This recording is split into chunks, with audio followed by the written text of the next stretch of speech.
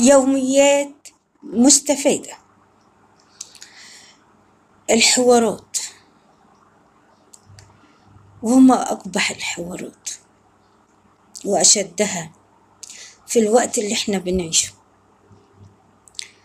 فيها بنشوف النصاب بأشكاله المختلفة، اللي يجي يقولك أنا هتصل بيك بالتليفون، واللي يطلب واحدة للزواج، واللي يكلمها على الفيسبوك أو النت ويقول لها انتي حلوة وجميلة. وطبعا بيوصل لكل الكلام ده النفاق. طب الحوارات ايه هي؟ هتاخد ايه من الحوار يعني؟ لما تقعد تجيب من يمين وتجيب من الشمال وتاخد معلومات عنها وايه اللي هتوصل له؟ ايه اللي هتوصل له للموضوع اللي انت عايزه؟ يعني ايه اللي هتوصل لإيه؟ هتوصل على انك انسان يعني عاوز تعرف داخليات الناس، ولا عاوز تنصب عليهم وتاخد ايه منهم؟ عاوز تاخد منهم معلومات، او تاخد منهم فلوس، او تغتصب بنت، او تضحك على راجل.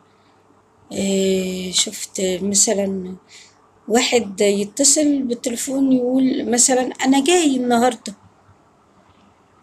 الناس ينتظروا ان هو هيجي، لا كمان نص ساعة، كمان ساعة، طال الانتظار.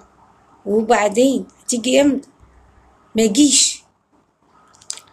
كمثل الانسان اللي هو رايح يرتبط بواحدة، يقول لها مثلا انا جاي لك النهارده عشان ارتبط بيكي. طب ما انت طول النهار تقول لها انا بحبك وروحي فيكي، وبعدين والاخر عند ميعاد ان انت هترتبط بيها مش تلاقيك. ده تمامك يعني؟ هو النصاب له مرة واحدة، مش له مرتين والله، يعني ملهوش مرتين. زي اللي بيقعد يتكلم كلام كتير عشان يسلي نفسه في مكان عمله على ما يروح بيته.